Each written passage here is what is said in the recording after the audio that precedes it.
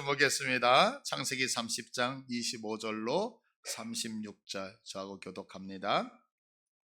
25절 라헬이 요셉을 낳았을 때에 야곱이 라반에게 이르되 나를 보내어 내 고향 나의 땅으로 가게 하시되 내가 외삼촌에게서 일하고 얻은 처자를 내게 주시어 나로 가게 하소서. 내가 외삼촌에게 한 일은 외삼촌이 아시나이다. 라반이 그에게 이르되 여호와께서 너로 말미암아 내게 복 주신 줄을 내가 깨달았노니 네가 나를 사랑스럽게 여기거든 그대로 있으라.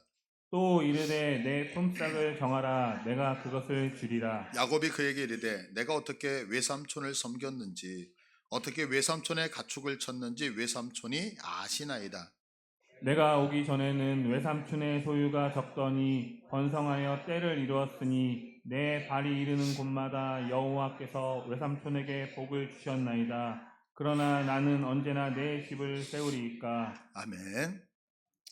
자, 이제 오늘 본문은요, 야곱이 그 형 에서를 피해서 하란으로 도망을 가잖아요. 그 하란에 가서 20년째 되는 그 해에 생활했던 내용을 쭉 말씀을 하셔요. 그래서 사실 25절서부터 끝절인 43절까지 읽어야 되는데 이제 그 앞부분만 오늘 읽었습니다. 오늘 본문의 내용은요, 이제 야곱이 외삼촌의 집을 떠나서 고향으로 돌아가겠다고 이제 20여 년이 지나니까 고향으로 돌아가겠다라고 얘기를 해요. 그러니까 삼촌이 허락을 하나요, 안 하나요?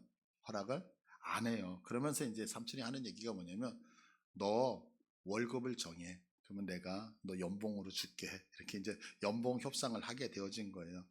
그래서 이제 야곱이 제안을 해요. 삼촌, 양, 염소 이런 거 많잖아요. 그런데 보통 이제 양과 염소가 보통 하얗거나 검은색이 많잖아요. 근데 그 하얗거나 검은 게 있으면 삼촌 다 가지세요. 대신에 만약에 그 하얀색이나 검정색이 섞여가지고 점박이가 있거나 어떤 줄무늬가 있거나 이러면 그것은 내 소유가 되면 어떻겠습니까? 라고 얘기를 하는 거죠. 근데 이 얘기를 딱 들었던 라반이 흔쾌히 허락을 해요. 왜냐하면 이 당시에 문화가 어떤 문화가 있었냐면 보통 이제 목동들이 밖에서 외지에서 생활하는 거잖아요. 노숙을 하잖아요. 그러니까 일이 상당히 고되다고요. 그래서 새끼를 낳으면 5분의 1을 삭수로 주게끔 되어져 있었던 거예요. 그러니까 5마리 나면 1마리는 주잖아요. 그런데 이렇게 그 색깔이 섞여서 나오는 건 그거보다 훨씬 더 프로테지가 낫거든요. 그러니까 라반의 입장에서는 너무 이익이잖아요. 그래서 아이고 좋다. 그래 그렇게 하자라고 이야기를 하죠. 그런데 이제 이렇게 흔쾌히 허락을 했던 라반이 꼼수를 하나 써요. 또 속이는 거예요. 그 속이는 장면이 35절에 말씀을 하고 있는데 35절 보시면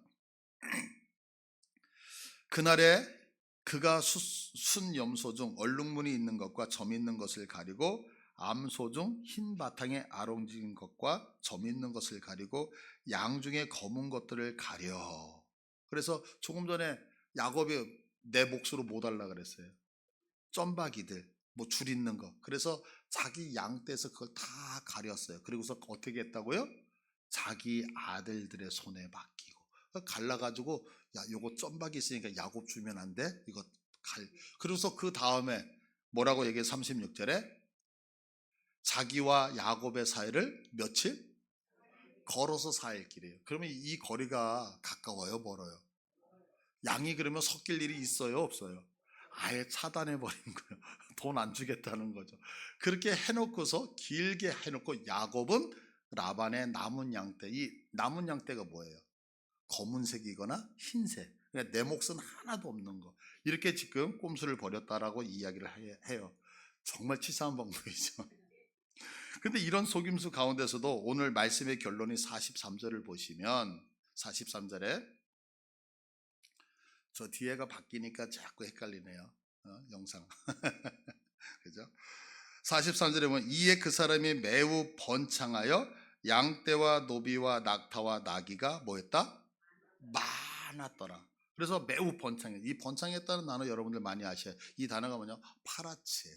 파라치. 파라치라고 하는 단어는 뭐냐면 돌파라고 하는 단어거든요. 그러니까 보세요. 가난이 있어요. 가난을 돌파하면 부자 되는 거예요. 우리가 어떤 환경과 조건이 어려움이 있는데 그 어려움을 돌파하면 행복하단 말이에요. 우리 고통 가운데 있는데 그 고통을 돌파하면 우리들이 그 더 나은 만족하는 인생으로 들어갈 수 있죠. 그래서 이 돌파, 그래서 가난을 돌파해서 번창했다라고 얘기해요. 이 돌파의 기름 부음이 우리 사랑하는 분들에게 모두 충만하기를 축복합니다. 그럼 이제 어떻게 거부가 되었느냐면, 이제 야곱이 버드나무, 살구나무, 산풍나무의 껍질을 벗겨서 그래요. 그러면 이게 뭐냐면, 나무에는 보통 껍질이 있잖아요. 그 껍질을 이렇게 벗기면 그 안에는 속살이 이렇게 드러나니까 어떻게 알록달록한 그런 모습이 있잖아요. 이런 알록달록한 것을 양이나 어떤 염소 같은 게 와서 물을 먹으려고 하면 물 앞에다 이렇게 놓는 거예요. 근데 이 당시에 사람들은 어떻게 생각을 했느냐면, 보통 양이나 염소들이 물가에 와서 물을 먹다가 교미를 한다고 생각을 했던 거예요. 그러니까 그런 모습, 얼룩달룩한 그런 나무들의 모습을 보고 교미를 하면 어떤 것이 나와? 얼룩달룩한 새끼들이 나올 거라고 생각을 해서 이렇게 했다라고 하는 거죠. 그런데 이렇게 지금 성경을 보면, 여러분들 그 얼룩달룩한 거 이렇게 세워놓으면 얼룩달룩한 그 새끼가 나올까요? 좀 우리가 생각하면 말도 안 되는, 과학적이지도 않다, 좀 미신적인 그런 거잖아요. 그러니까 좀 이렇게 뭐 말도 안 되고, 이게 과학적인 것도 아니고 논리성도 안 맞는 이런 거를 지금 성경이 기록하고 있다는 거죠. 그러면 왜 성경이 이 말도 안 되는 얘기를 기록하고 있느냐는 거죠. 그건 다른 게 아니라 오늘 본문 30절 때문에 그래요. 자, 30절 우리 다 같이 한번 읽습니다. 시작. 내가 오기 전에는 외삼촌의 소유가 적더니 번성하여 때를 이루었으니 내 발이 이르는 곳마다 여호와께서 외삼촌에게 복을 주셨나이다. 그러나 나는 언제나 내 집을 세우리까. 그러나 지금 삼촌은 부자 되었었어요. 그러나 내 집은 언제 세우겠습니까? 이게 무슨 얘기예요? 지금 이 하란으로 왔을 때 야곱은 혼자였거든요. 근데 지금 부인이 몇 명이에요? 부인이 4명. 그리고 오늘 본문에 보니까 요셉을 낳을 때니까 자녀는 몇 명? 11명. 대가족을 이루고 있거든요. 그러면 이제 이 대가족을 이루려면 먹고 살 어떤 안정적인 직장도 있어야 되고 뭣도 있어야 되는데, 있다 없다? 없다. 그래서 얘기하는 게 뭐냐면, 나는 언제 내 집을 세우겠습니까? 그러니까 오늘 본문 전체가 지금 말씀하고 있는 것은 한 가지예요. 야곱이 나의 집을 세우기 위해서 몸부림쳤다라고 하는 게 오늘 성경의 주제거든요. 자, 그러면 내 집을 세우기 위해서 지금 야곱은 어떻게 하고 있어요? 말도 안 되는 나무 껍질 벗겨서 이렇게 여러 가지 수단과 방법을 다 택해서 하고 있죠. 그러나 지금 성경이 말씀하고 있는 본문의 의도는 뭐냐면, 내 집을 세우는 것은 너희들의 수고로 세우는 게 아니라는 거예요. 내 집을 세우는 것은 오직 누구? 여호와 하나님으로 인해서 세워진다는 것을 말씀하고 있어요. 그러니까 여러분들, 내 집을 세우시는 분은 누구시라고요? 하나님이에요. 우리 양해문 교회를 세우시는 분은 누구세요? 하나님이십니다. 우리 사업장을 세우시는 분이 누구세요? 하나님. 이 나라 이 민족을 세우시는 분이 누구시라고요? 하나님이신 거. 성경은 오늘 그것을 우리에게 말씀하고 있죠. 그래서 오늘은 하나님께서 어떻게 나의 집을, 하나님께서 어떻게 나의 교회를, 이 나라를 어떻게 세우시는지를 보면서 함께 은혜를 나누려고 해요. 자, 이제 본문 다시 오셔서 25절을 보시면, 라헬이 요셉을 낳을 때에 그래요. 여기서 이제 낳을 때 할 때 이 때라고 하는 단어가 우리의 시간, 우리의 그 뉘앙스로는 어떤 시간, 요셉이 태어날 시간, 이렇게 시간의 뉘앙스가 있잖아요. 근데 사실 이 히브리어 원어를 보면 이 단어가 어떤 단어에 쓰면 하야라고 하는 단어에 써요. 하야.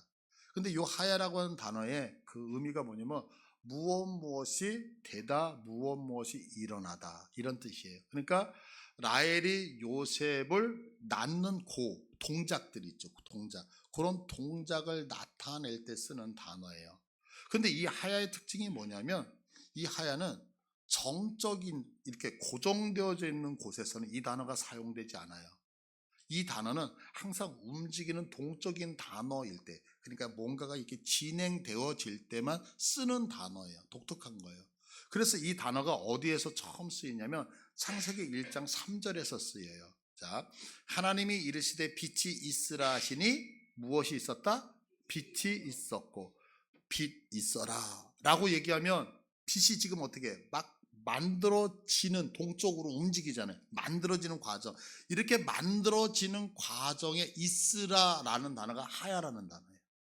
그러니까 이게 있는 단계가 아니라 만들어져서 동쪽으로 움직이는 단계로 사용되는 거예요. 그러니까 요셉을 낳았을 때라는 얘기는 이제 야곱이 11명의 자녀를 낳고, 요셉이 11번째잖아요.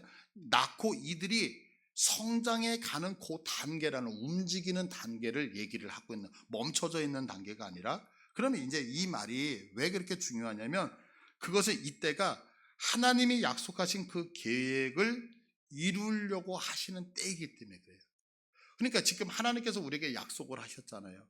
그럼 그 약속은 우리에게 딱 고정돼서 멈춰져 있는 게 아니라 하나님이 역사 속에서 그 약속을 지금 막 진행해 가고 있는 과정인데, 그 과정의 때, 이렇게 설명을 지금 하고 있는 거예요. 그러니까 우리가 이제 신앙생활을 하면서 이제 자주 잊어버리고 어떨 때는 이제 오해를 하는 경우가 없지 않아 있죠. 그건 뭐냐면, 역사의 주인공은 우리일까요? 우리가 아닐까요? 우리가 아니에요. 우리는 역사 속에서 하나의 퍼즐 같죠. 그래서 하나님이 세상을 창조하시고 예수 그리스도가 이 땅에 재림하셨을 때까지 수많은 어떤 그림이 있다면, 우리는 그 그림을 하나를 채우는 하나의 퍼즐 조각이란 말이에요. 근데 우리들이 퍼즐 조각이라고 생각을 하지 않죠. 우리는 인생을 살아가면서 알게 모르게 나도 모르는 사이에 내가 인생의 주인공으로 살아가는 경우가 너무 많다는 거예요. 이제 우리가 사용하는 단어 중에 신앙이라고 하는 단어가 있어요. 신앙. 그죠? 우리 신앙생활 한다 이러잖아요. 근데 이 신앙이라고 할 때 이 신자가 뭐냐면 믿을 신이거든요. 그 앙자가 이렇게 우러러 본다, 쳐다본다라고 하는 앙자예요. 그러니까 신앙이라고 하는 것은 뭐냐면 다른 게 아니라 그분을 쳐다보면서, 내가 믿고 있는 신을 쳐다보면서 그분을 따라가는 것이 신앙이에요. 그러니까 신앙을 한다는 것은 그분이 누구예요? 우리가 믿는 신, 하나님이시냐. 그러니까 하나님을 쳐다보고 그분을 믿고 그분이 걸어가시면 걸어가고 멈추면 멈추는 것, 이것이 신앙이라고요. 근데 한번 생각해 보세요.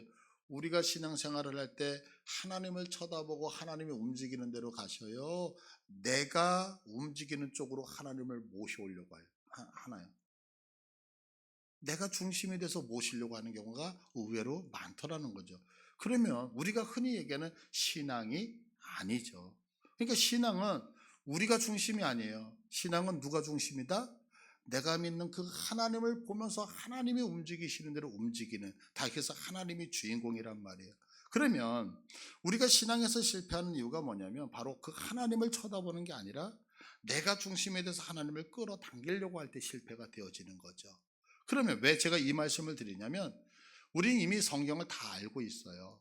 성경의 내용을 이미 안다고요. 그러면 하나님께서 어떻게 일을 하시냐면, 하나님이 아브라함을 통해서, 이삭을 통해서, 야곱을 통해서, 그래서 예수 그리스도까지 구속사의 역사로 흘러가고 있다는 것을 우리는 알고 있다고요.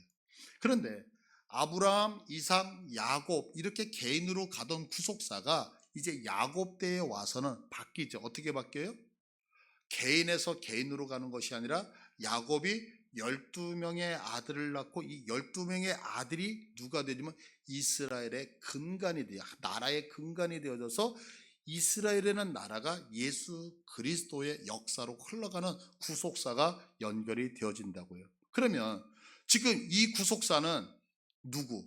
12명의 자녀가 나와야 되는 거예요. 그죠? 그런데 오늘 조금 전에 위에서 살펴봤던 것처럼 라헬이 요셉을 낳았을 때라는 이 단어는 너무 중요해요. 왜 중요하냐면 지금 요셉은 야곱이 낳는 아이들 중에 몇 번째일까요?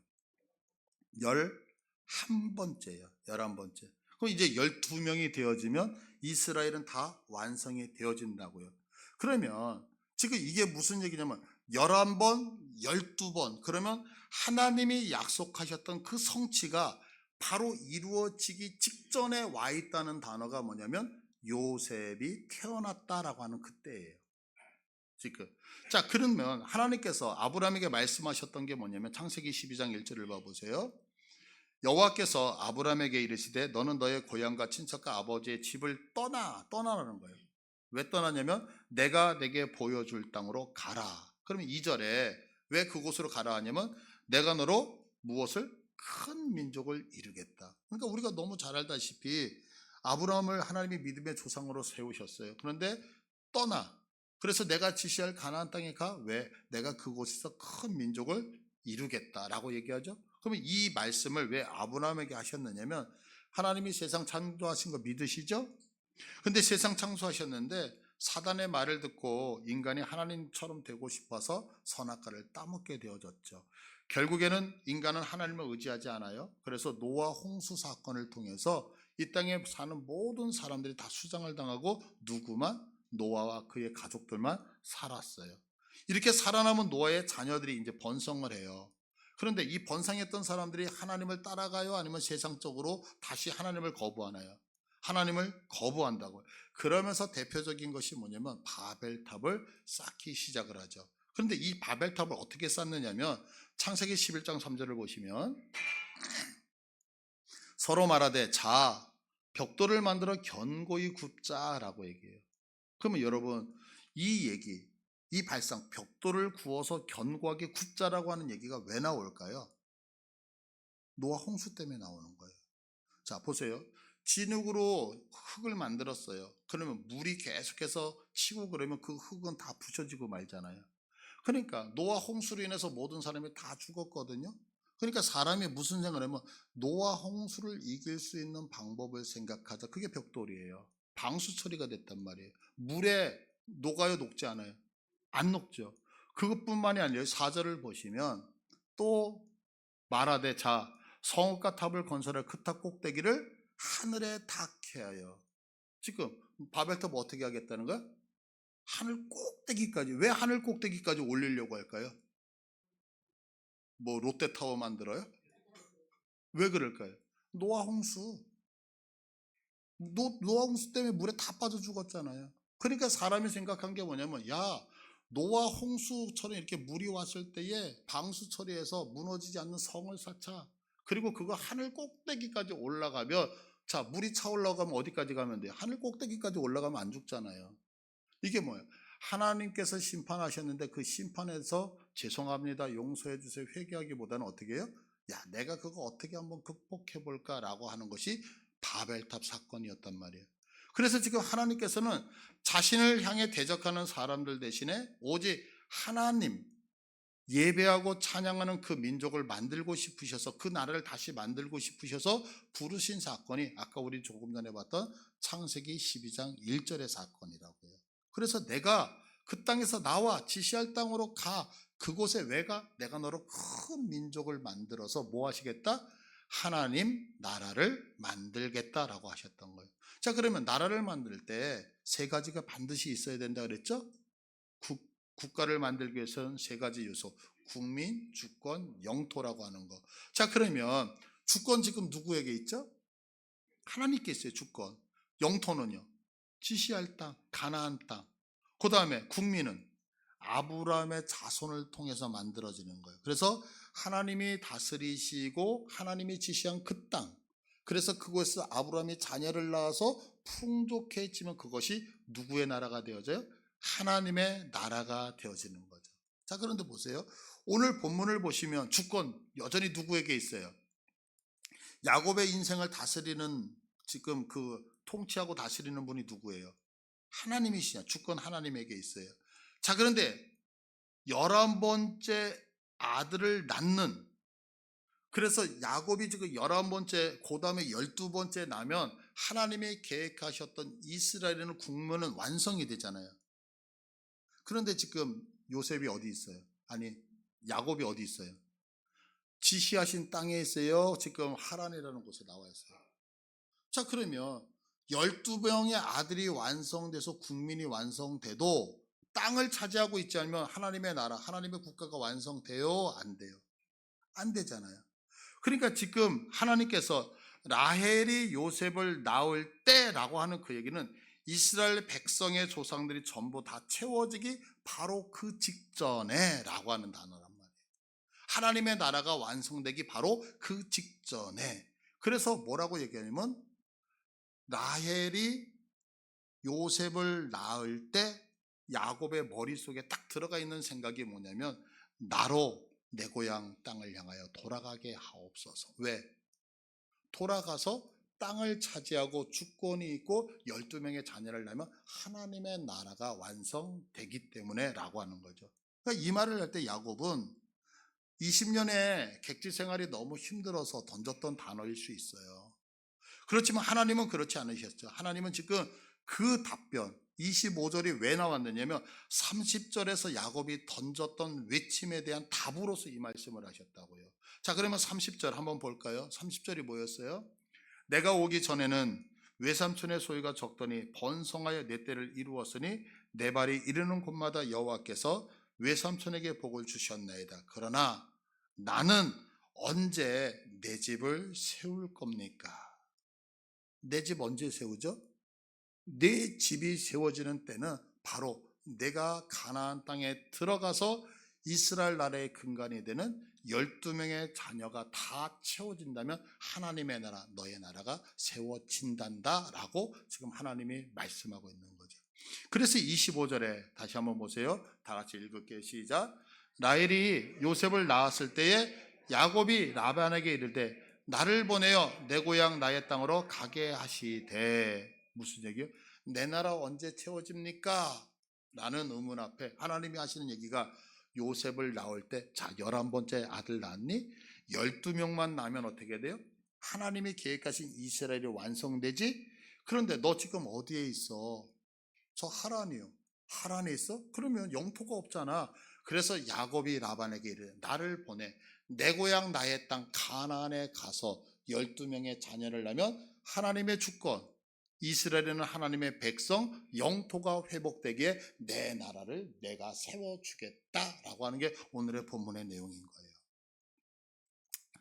그래서 이때 야곱이 이제 말하는 것은 뭐냐면 하나님의 건립의 요소인 이 모든 것들을 얘기를 하는 거죠. 그러니까 여기서 우리가 한 가지 깨달을 수 있는 건 뭐냐면 하나님이 일을 하시는데 하나님은 어떻게 일을 하시냐면 하나님의 언약이 우리들에게 기억되어져서 그것이 내 입을 통하여 선포되어질 때 하나님이 일하신단 말이에요.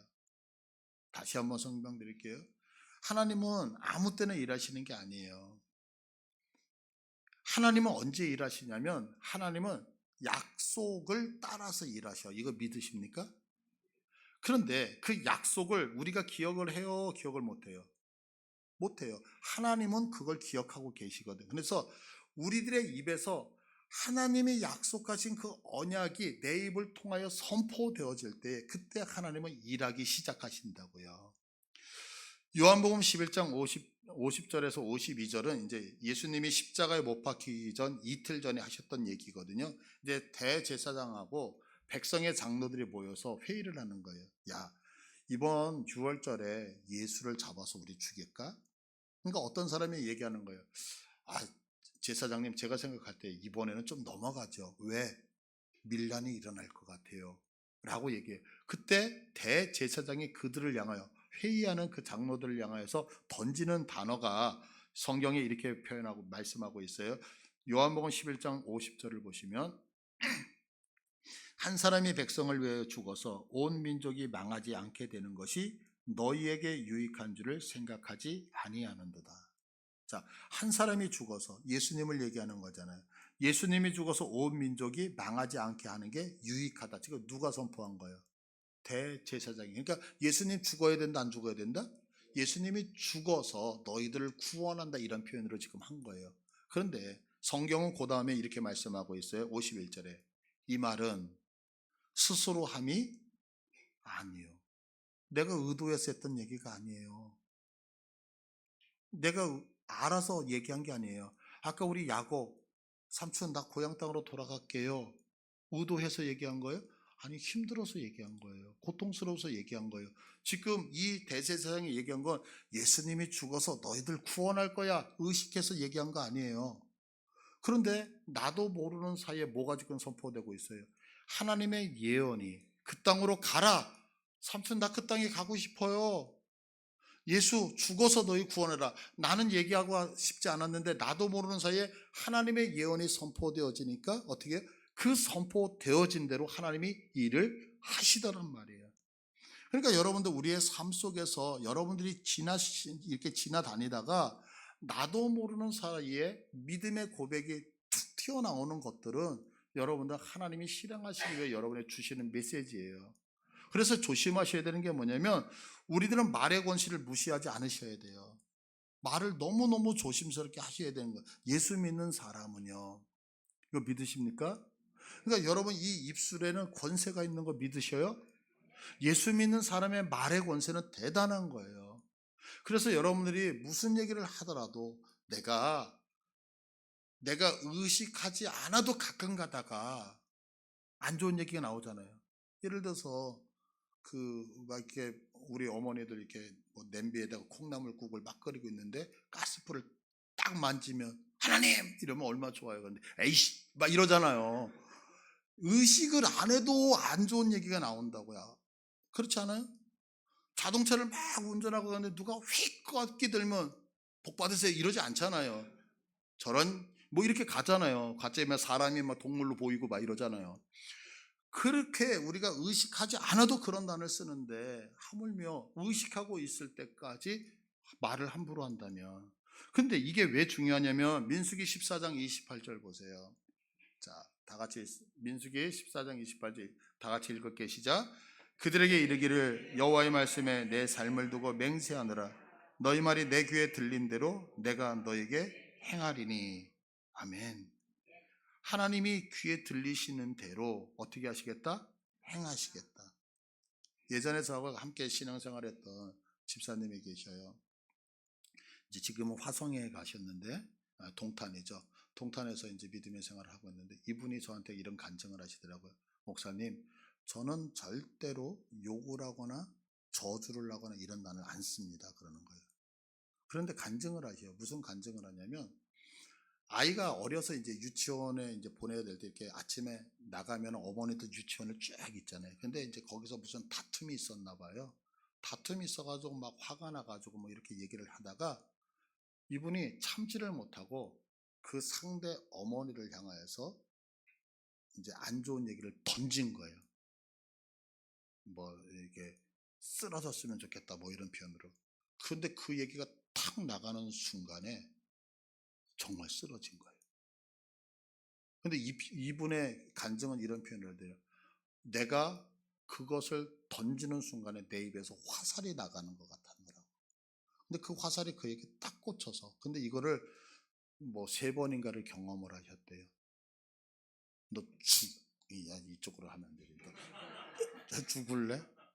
이렇게 했는데 그 얘기를 하는 순간에 그저 푹 쓰러져 버리더래요. 이게 이제 3번 정도 경험을 하고 나니까 내 입술의 권세가 얼마나 센지를 알기 때문에 목사님 저는 절대로 저주를 하지 않고 축복만 합니다. 그 얘기를 하더라고요. 여러분 이거 믿으셨으면 좋겠어요. 하나님이 우리들의 말씀 내가 고백하는 걸 들으신 대로 행하시는 거예요. 이거 여러분들 이렇게 하시기를 하나님 해주시기를 원하시죠? 그러면 옆에 사람한테 야 가난해져라 이러는 것보다는 어떻게 해야 돼요? 부유해져라, 건강해져라, 강건해져라, 이런 축복이 있기를 축복드립니다. 그럼 이제 하나님이 이렇게 일을 하시는데요, 그럼 언제 일을 하시냐는 거. 언제 하나님이 일하시는 시간. 창세기 15장 13절을 봐보세요. 여호와께서 아브라함에 이르시되 너는 반드시 알라 네 자손이 이방에서 개게 되어 그들을 섬기겠고 그들을 400년 동안 내 자손을 괴롭히리니 그들이 섬기는 나라를 내가 징벌할지며 그 후에 내 자손이 큰 재물 이끌고 나오리라. 너는 장수하다가 평안히 조상에게로 돌아가 장사될 것이요 내 자손은 4대 만에 이 땅으로 돌아오리니 이는 아모리 족속의 제약이 아직 가득하지 아니함이니라 하시더니, 지금 하나님께서 아브라함에 약속을 하시는데 4가지 약속하셔요. 첫 번째 약속이 뭐냐면 내 자손 이방에서 객된다, 나그네가 된다는 거죠. 두 번째 약속은 400년 동안 괴롭힘 당할 거야. 세 번째, 반드시 그들을 징벌해서 너희들이 나오게 되는데 나올 때는 재물이 풍성하게 나온다는 거예요. 그리고 네 번째, 너희들이 4대 만에 돌아오는데 그 이유가 뭐냐면 아모리 족속이, 가나안 족속이 아직 죄가 관영하지 않았기, 가득 차지 않았기 때문에 그들이 죄가 가득 차게 되면 너희들 돌아온다 이 얘기예요. 근데 이 말씀이 이루어졌을까요? 안 이루어졌을까요? 이루어졌어요. 그래서 출애굽기 3장 10절에 이제 내가 너를 바로에게 보내어 너에게 내 백성 이스라엘 자손을 애굽에서 인도하여 내게 하리라. 그래서 정말로 하나님께서 인도해 내셨다고요. 자, 그러면 하나님이 약속하셨어요. 누구에게? 아브라함에게. 그리고 그 약속은 모세 때 성취가 되어졌어요. 그죠? 그런데 하나님이 약속하신 것이 이루어질 때에 요 가운데에 조건이 있었어요. 하나님의 약속이 어떻게 이루어졌느냐면 그 조건이 뭐냐면 3장 7절이에요. 자, 다 같이 읽을게요. 시작.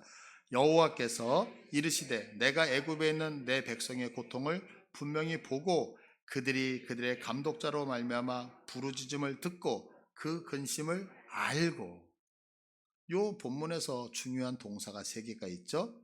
보고, 듣고, 알고. 보고, 듣고, 알고. 내가 너희들 봤다? 그리고 내가 들었다? 그래서 내가 알았다. 이 얘기예요. 근데 여기서 봤다는 얘기는 자세하게 현미경처럼 조사하면서 봤다는 얘기예요. 여러분들, 우리 하나님이 우리들의 일거수일투족 다 보시는 거 믿으십니까? 그러니까 하나님 다 보고 계셔요. 그리고 여기서 듣다는 것은 경청했다는 거예요. 그럼 경청이라는 얘기는 지나가면서 들었다는 얘기예요? 가만히 집중해서 들었다는 얘기예요?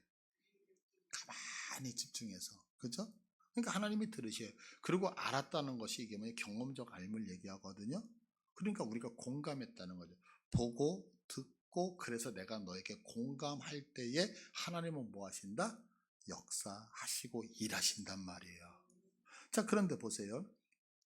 그 하나님이 보고 듣고 알아서 공감이 되면 일하시는 어떻게 되냐면 9장과 9절 보시면 이제 가라 이스라엘 자손의 부르짖음이 내게 달했고 애굽 사람이 그들을 괴롭히는 학대 내가 봤다. 이제 내가 너를 바로에게 보내 너에게 내 백성 이스라엘 자손의 애굽에서 인도하여 낸다. 그러니까 하나님이 보고 듣고 공감을 하시니까 일하셔요, 안 하셔요?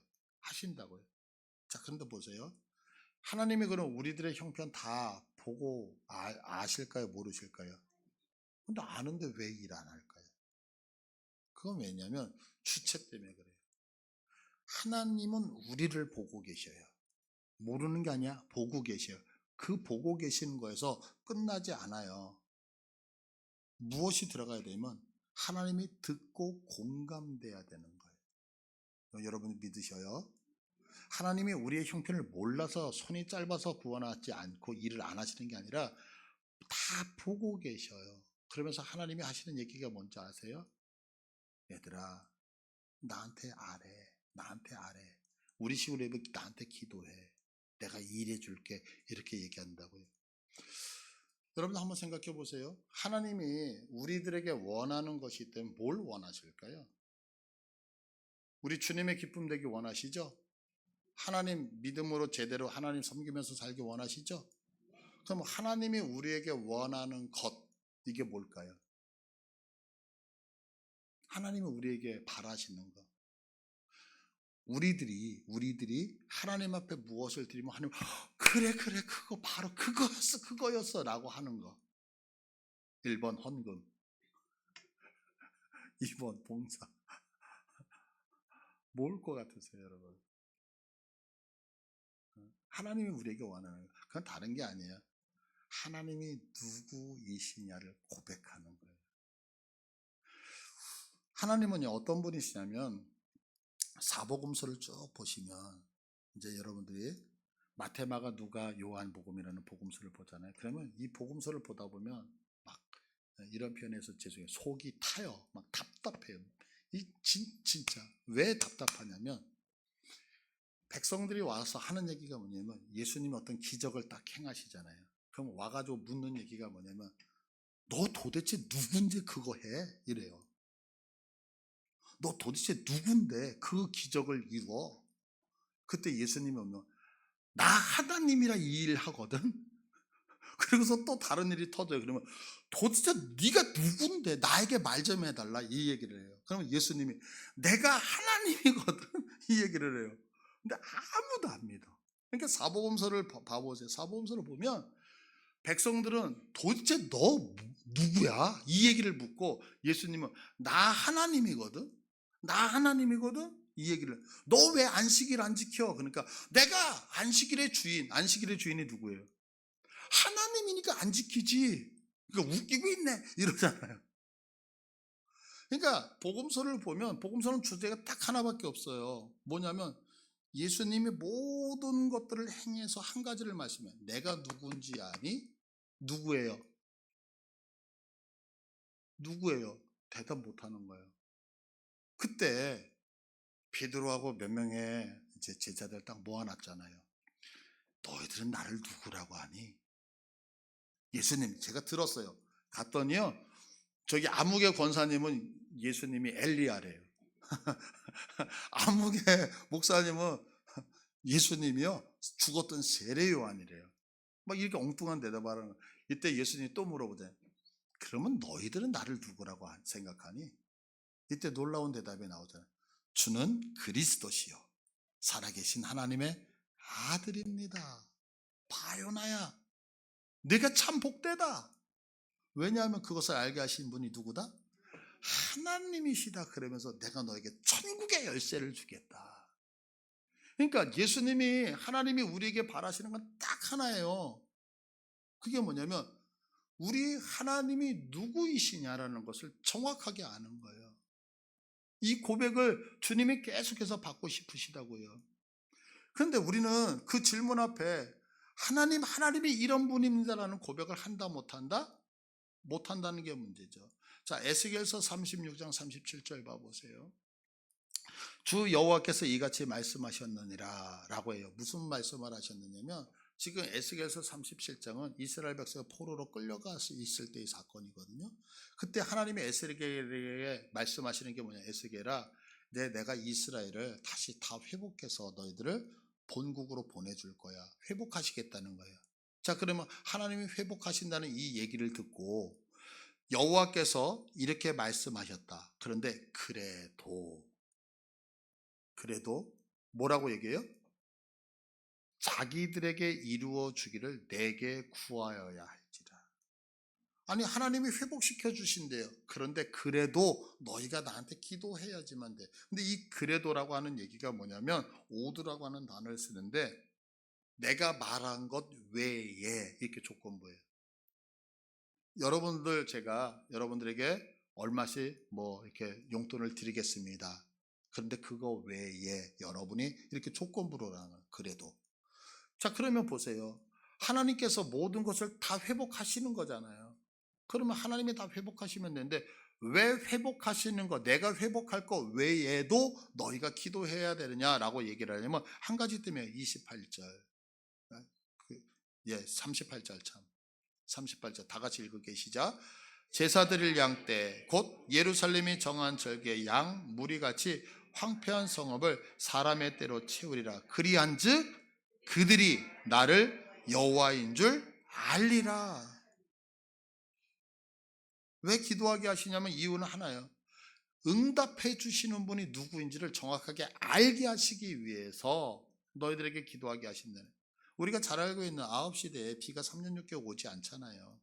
그런데 열왕기상 18장 1절을 봐보세요. 많은 날이 지나고 제3년에 여호와의 말씀에 엘리야에게 임하여 이르시되, 지금 하나님이 말씀하시는 거예요. 엘리야가 조르는 게 아니라 하나님이 하시는 거예요. 뭐라고 얘기했지만 너는 가서 아합에게 보리라. 내가 비를 지면에 내리리라. 지금 하나님이 약속하셨어요. 뭐를 주시겠다고요? 비 주시겠대요. 그래서 엘리야가 이 약속을 가지고 아합에게 선포하는데 41절에 보니까 엘리야가 아합에게 이르되 올라가서 먹고 마시소서 큰 빗소리가 있나이다. 자, 왜 이렇게 선포했죠?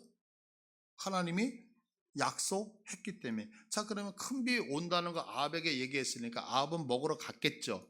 그럼 엘리야는 먹으러 갈까요? 안 먹으러 갈까요? 안 먹으러 가요. 그리고서 어떻게 하냐면 42절에 보니까 아합이 먹고 마시러 올라가니라. 그런데 엘리야가 갈멜산 꼭대기로 올라가서 땅에 꿇어 엎드려 그의 얼굴을 무릎 사이에 넣고 뭐 했게요, 여러분? 기도한 것 같으세요? 기도를 했어요. 그러면서 그의 사환에게 이르되 올라가 바다 쪽을 바라보라. 그가 올라가 바라고 말해 아무것도 없나이다 라고 하니까 7번까지 다시 가라 그래요. 기도하고 뭐 보이니? 안 보이는데 기도하고 뭐 보이니? 안 기도하고 계속해서.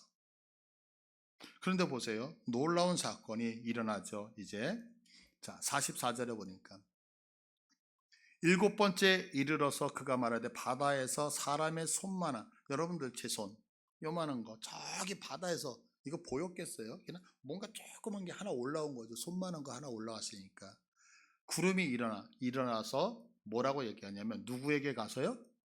아합에게 말하기를 뭐라고 얘기해요? 비에 막히지 않도록 마차를 갖추고 내려가소서 이래요. 그러면 여러분들 여기서 중요한 얘기가 뭐냐면 지금 엘리야는 비가 올 거라는 거 알아요, 몰라요? 그러면 비 올 거를 아는데 왜 아합에게 말하기를 비에 막히지 않도록 빨리 내려가라고 얘기할까요? 이유는 하나죠. 아합은 어떤 사람이었어요? 바알을 섬기는 사람이었어요. 그러면 왜 바알을 섬겼죠? 아합이 생각을 할 때 바알이 풍요의 신이라고 생각했기 때문에. 그러니까 바알은 어떻게 생각했냐면 바알이 풍요의 신이기 때문에, 아합이 어떻게 생각하면 바알이 풍요의 신이기 때문에 비를 관장하는 신은 누구라고 생각해요? 바알 신이 비를 내릴 거라고 생각해요. 근데 지금 바알에게 지금 비 옵니다 라고 얘기를 했어요. 근데 지금 이 아합이 엘리야가 뭐 한 거 봤어요? 하나님의 사람이고 기도하는 거 봤잖아요. 그럼 비가 오면 아합의 입장에서 누가 비 내린다는 걸 알게 되는 거예요. 하나님이 비가 오게 했다는 것을 알게 하기 위해서 얘기를 하는 거죠. 그러니까 보세요. 지금 이렇게 얘기하면서 한 가지예요. 비가 왔다가 중요한 게 아니라 왜 비가 오기로 약속이 되어져 있는데 왜 열심히 기도하냐면 그 비를 내리시는 분이 누구인 것을 선포하고 싶어서, 하나님인 것을 선포하고 싶어서. 그러니까 우리가 여기서 깨달아야 하는 것이 뭐냐면 하나님이 언제 일하시느냐, 하나님이 언제 우리들의 인생에서 일하시느냐, 우리들의 인생에서 어떤 일이 이루어졌을 때 그 일을 하신 분이 우리 하나님이십니다 라고 100% 고백할 수 있는 그릇이 만들어질 때 일하신다고요. 이거 여러분들 믿으세요? 우리들의 신앙을 한번 봐보세요, 여러분. 내 인생 속에서 하나님이 분명히 내 인생에 개입하셔 나의 삶의 문제를 해결해 주셨는데 내가 누군가를 만나서 이 문제 해결했다라고 얘기할 때가 얼마나 많이 있어요. 제가 어느 날 어떤 분에게 기도를 했어요. 안수를 했어요. 그분의 병이 났어요. 할렐루야죠. 그러면 뭐라고 고백에 나와야 되죠? 뭐라고 고백에 나와야 돼요? 하나님이 하셨다고 고백에 나와야 되잖아요.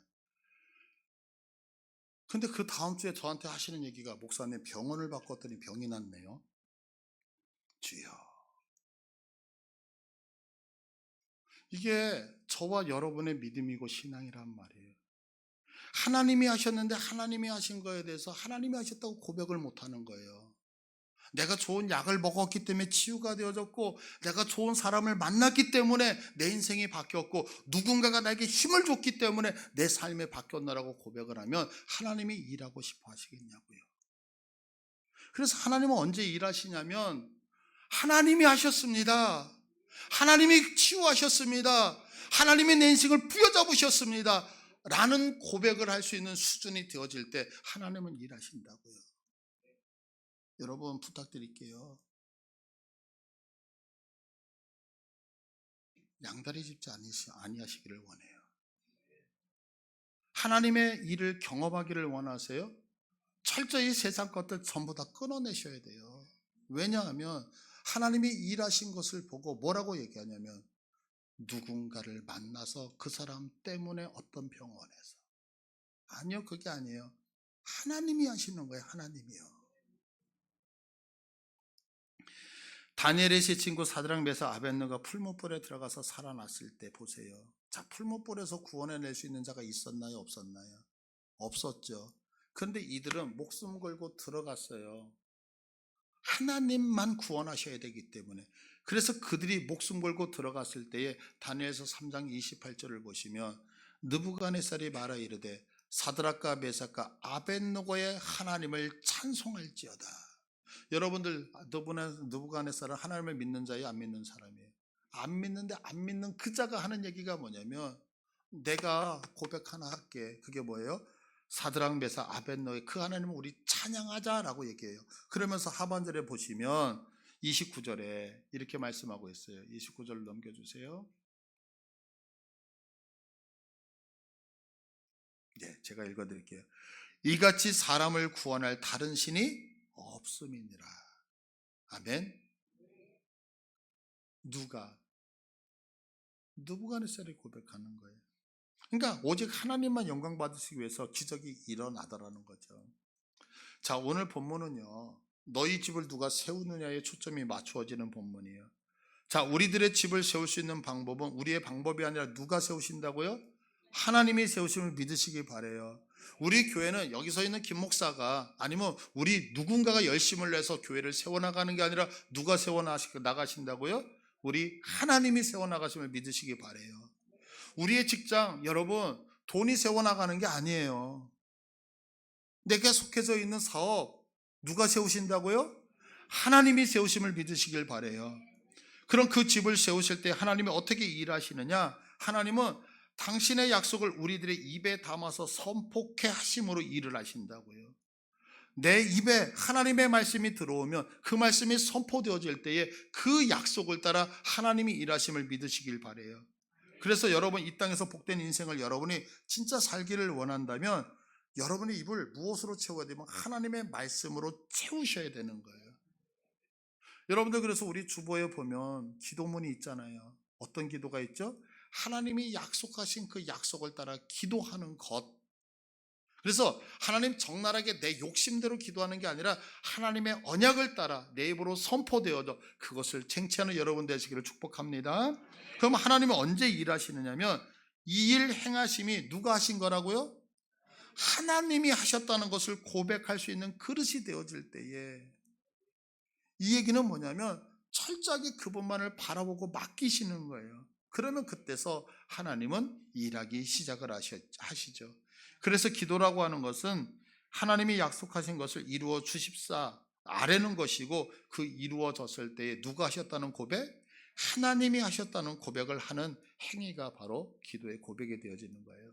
그래서 여러분들 부탁드리는 것은 이것을 오늘 잘 깨달아서 하나님이 일하시는 방법 배우셨잖아요.